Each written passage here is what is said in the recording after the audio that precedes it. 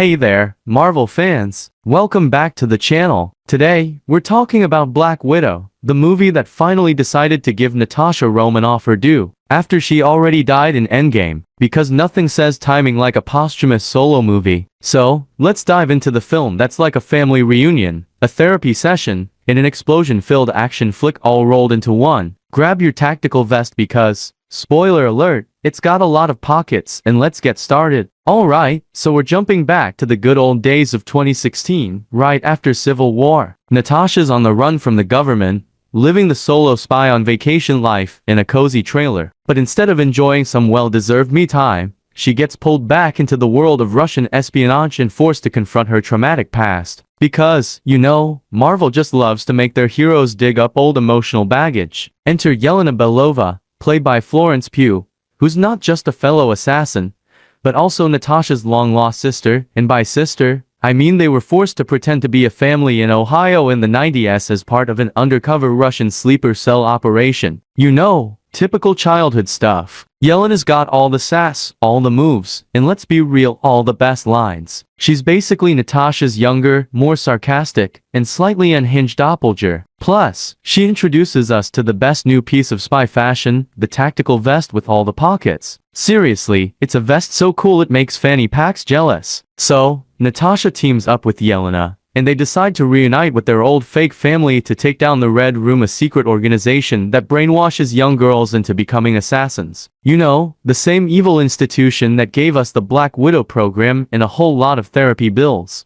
First stop breaking out their dad Alexei Shostakov, aka the Red Guardian, played by David Harbour. He's Russia's answer to Captain America, but with more dad bod and less chill. After spending years in prison, he's thrilled to reunite with his daughters and relive his glory days as the Soviet Union's #1 super soldier. It's like if you mix Captain America, Homer Simpson, and an overzealous soccer dad. He even tries to squeeze back into his old Red Guardian suit, which, let's be honest, looks like it shrunk in the wash. Someone call Edna Mode, because this guy could use a superhero makeover. Now, let's talk villains. We've got General Dreykov, played by Ray Winstone, who's basically the creepy old guy running the Red Room and controlling an army of Black Widows from his flying sky fortress. Because in the MCU, all bad guys get their own fancy floating headquarters. It's a rule. Then there's Taskmaster, who can mimic any fighting style just by watching it. Pretty cool, right? Except, they took a character who's usually a smart-mouthed mercenary in the comics and turned them into Dreykov's brainwashed daughter, Antonia. It's like the ultimate sorry I blew you up, but now you're a mind-controlled assassin, so we're cool, right? Moment. Nothing says father-daughter bonding like turning your kid into a living weapon. #family goals.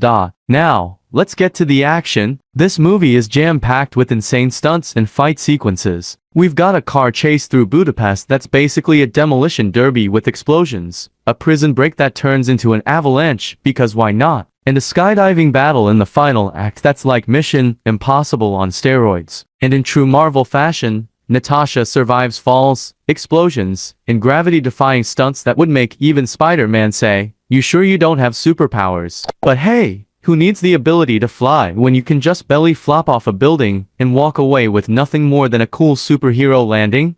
Then we've got Natasha's vest, which, fun fact, she wears in Infinity War. So, the next time you watch Infinity War, just know that half of the universe might have been saved thanks to a vest with a lot of pockets. Who knew tactical fashion could be so pivotal? Plus, let's not forget that post-credits scene. Yelena visits Natasha's grave in surprise. There's Valentina Allegra de Fontaine, played by Julia Louis-Dreyfus, recruiting Yelena for what looks like the MCU's version of the Thunderbolts or Dark Avengers. Because we all need another super team in our lives, right? Val hands Yelena a photo of Clint Barton, aka Hawkeye, and blames him for Natasha's death, which means Yelena's next mission is to hunt down the guy who spent 5 years murdering mobsters and now just wants to enjoy Christmas with his family. Poor Clint, he just can't catch a break. But beyond the action and the spy antics, this movie is really about Natasha's emotional journey. It's about her trying to find closure, reconnect with her roots, and maybe stop feeling guilty for all those Red Ledger moments. It's like her last hurrah before she, well, you know, sacrifices herself for a shiny rock. It's bittersweet because you know where her story ends, And while this movie came way too late, it's still nice to see Natasha finally get the spotlight she deserved, even if that spotlight is just a prequel to her tragic goodbye. So there you have it. Black Widow, a movie that's part spy thriller,